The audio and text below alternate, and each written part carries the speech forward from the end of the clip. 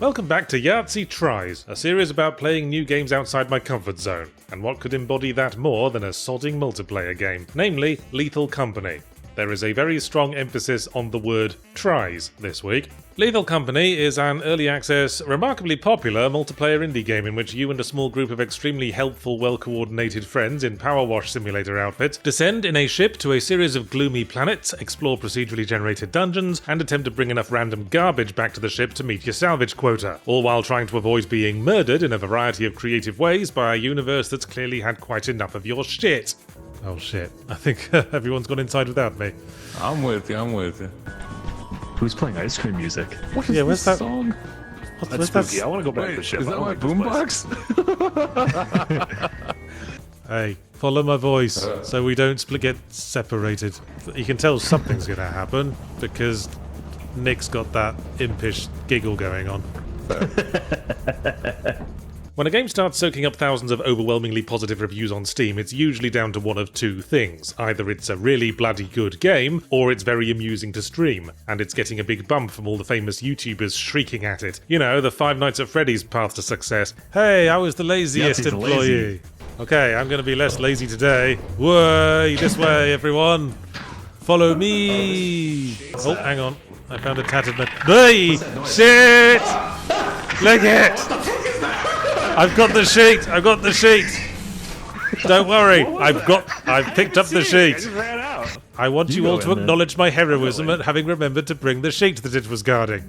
Lethal Company is absolutely in the second category. It's far too janky and contextually flimsy to qualify for the first. It feels like an attempt to make a procedural version of one of those short concept indie horror games like Iron Lung. And as with all multiplayer horror concepts, its horror value kinda hinges on how seriously you and your giggle squad are prepared to take it. What is this thing? I found like a landmine. Don't step on that!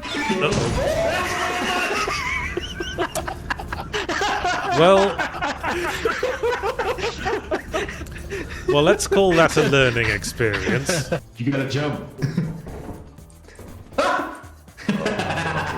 Oh my god. You're enjoying this too much, Nick. Well, No! No! Help! It's on my face! It's on my face!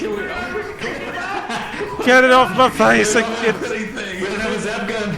It's happened again! This keeps happening!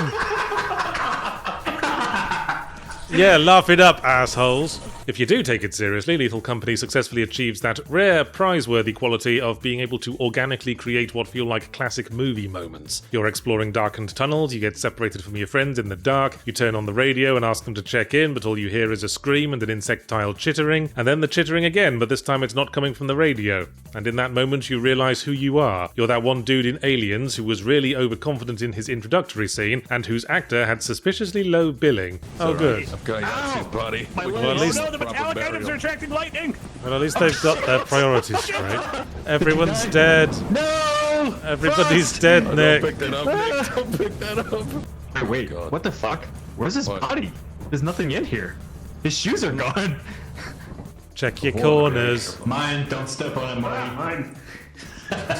Wait, can we take it with us? Is that No, you cannot No. take it with you. Leave it alone. Try though. Why am I the laziest employee again? But you were the first dead. That means most times. That's not doesn't mean I'm lazy. That means I'm clumsy. Alternatively, you don't take it seriously, in which case it's a pretty good laugh. Even more so if you play with someone like Nick, who can be relied upon to go into a screaming panic every time he hears a mouse fart. Welcome to our disciplinary process. Oh dear. Ah!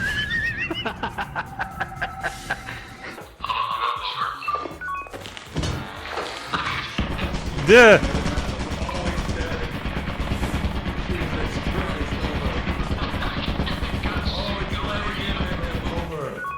Whose great idea was that? Well, at least there's at least I don't know whose body this is. it is early access, and we did run into some glitches with both Frost and Marty experiencing broken controls and audio issues, but that sort of added to the fun in a way. What the hell? It's What- E, what? right? Yeah, E Yeah. for equipping. Yeah, pick it up. How'd You have to guys get it. do You have to get it really centralized in your vision. Oh fucking hell! I don't know what happens. I've only been told that we need to get back before. Actually, it says in the instruction manual we get back before night. Whoa! Increased levels of radiation, eh? I took a thing Oh that's my got God. radiation. I don't know what it means. Well, get it to the ship. Turn off your walkie-talkies.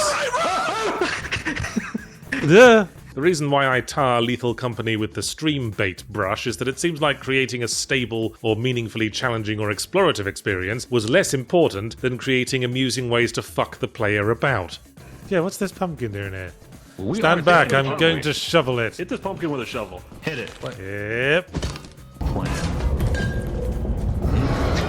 Whoa! Whoa! Oh my god! What the hell? I don't like spiders.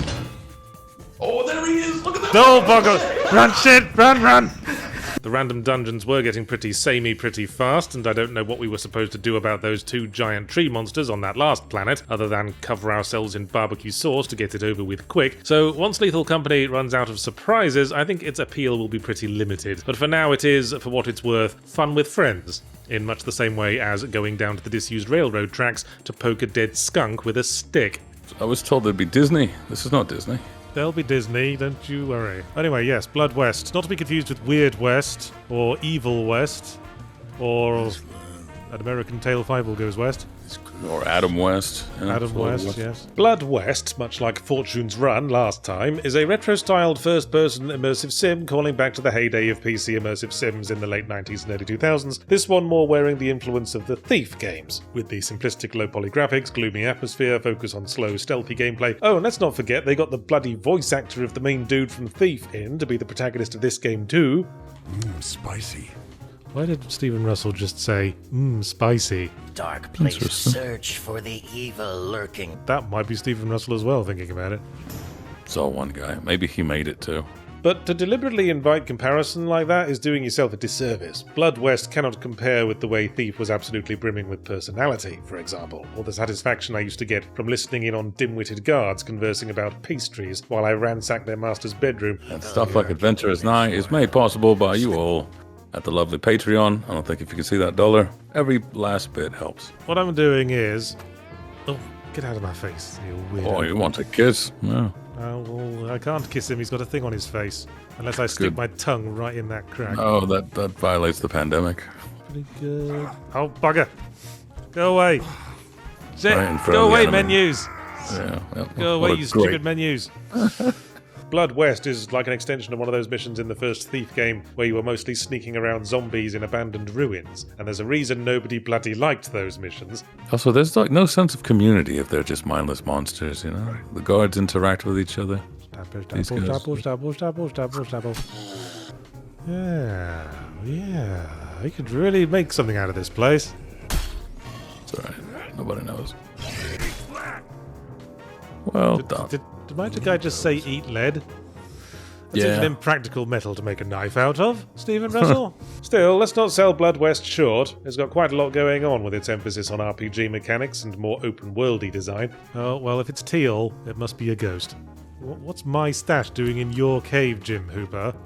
I mean, it counts. Oh, shit. What the hell did you come from? Okay, well, here's the church. Shit!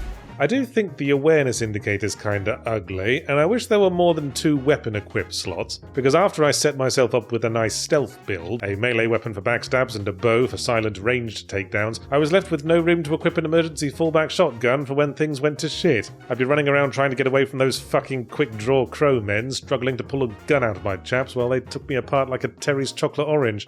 Well, if a decapitator doesn't work on a skull, I don't know what will. Well, if we destroy the head, then that's decapitation, isn't it?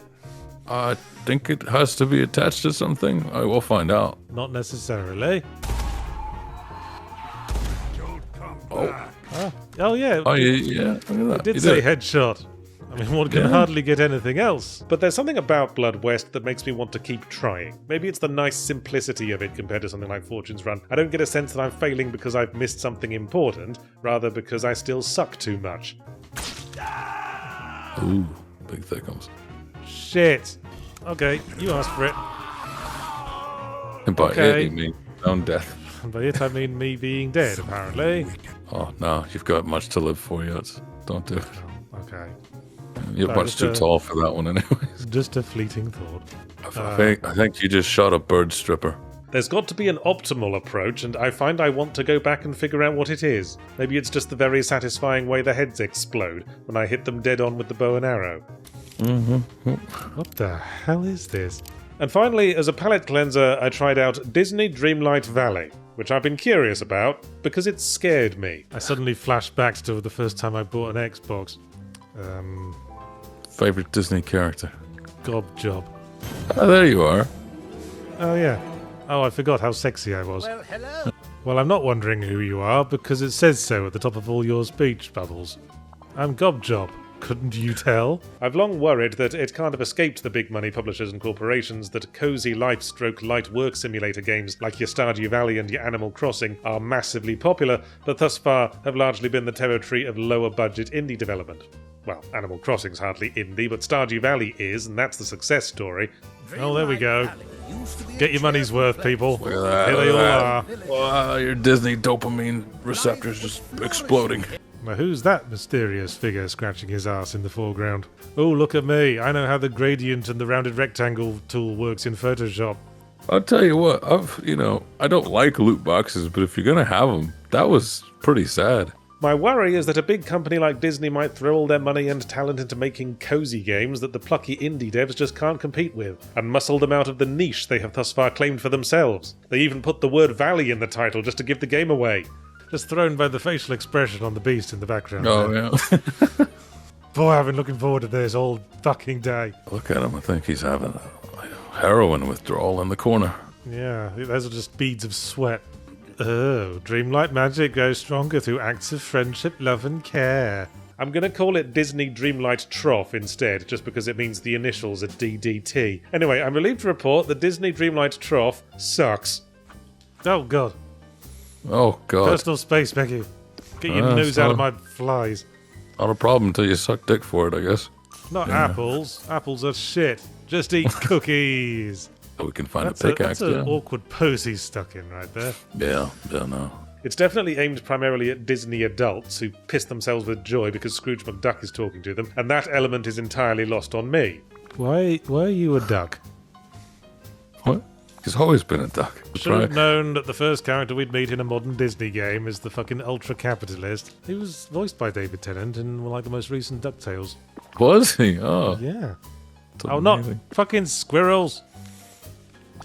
Oh, my God. I needed to physically push him away from the squirrel.